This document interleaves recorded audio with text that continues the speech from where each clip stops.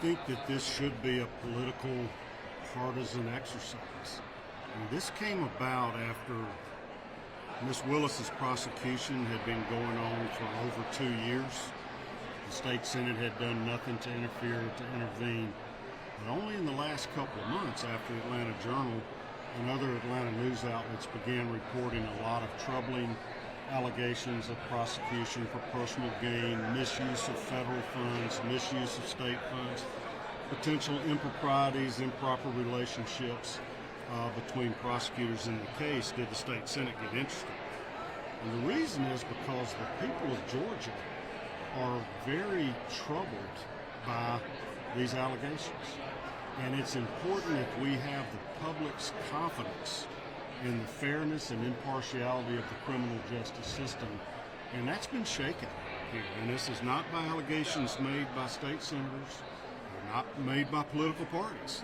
They're not political allegations. These are reports that are coming from both within the Fulton County DA's office and from your investigative reporting.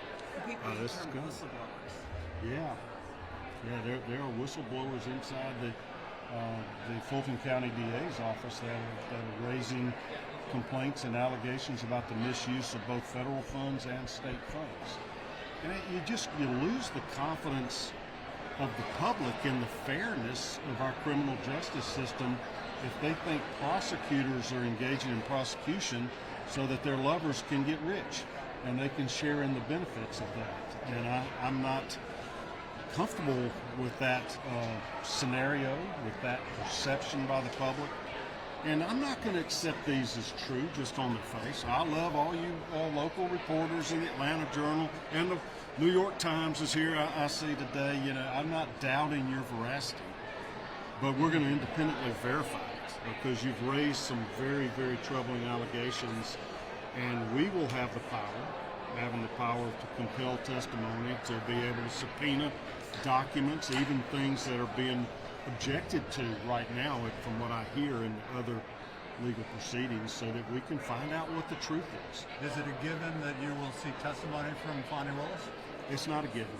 No? You know, if I will certainly give her the opportunity, you know, and if I were her, I would want to be heard. It seems that she is objecting to testimony in other proceedings, and she may very well attempt to refuse to participate or to be heard by our committee. But she will have an opportunity to give her explanation for things, and with no prejudgment.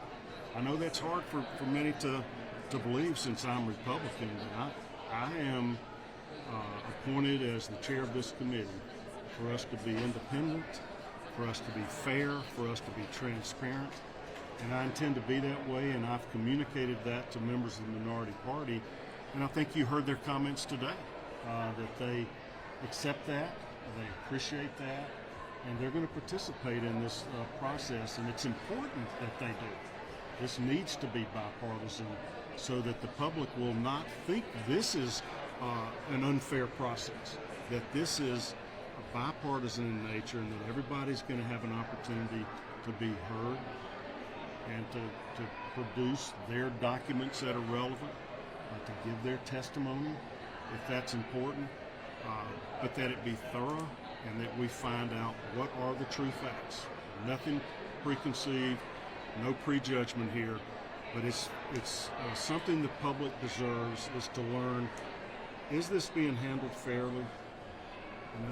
Are there any improprieties going on? Is there any misuse of public funds? If so, our job's not to go after any person, but it's to make sure this doesn't happen again. Let's get Georgia laws amended or implemented that can restore faith and confidence in our judicial system for Georgia citizens. Yes, sir. You started to touch on it. You mentioned it on the hearing. What is the purpose of your committee? You mentioned the other committee investigators. What is the purpose? All right, so in Senate Resolution 465, it clearly tells us to investigate these allegations of corruption, impropriety, misuse of public funds, and then to determine whether there are any necessary amendments or changes to Georgia law, or any new laws that need to be passed to remedy these problems. And that's what we'll do.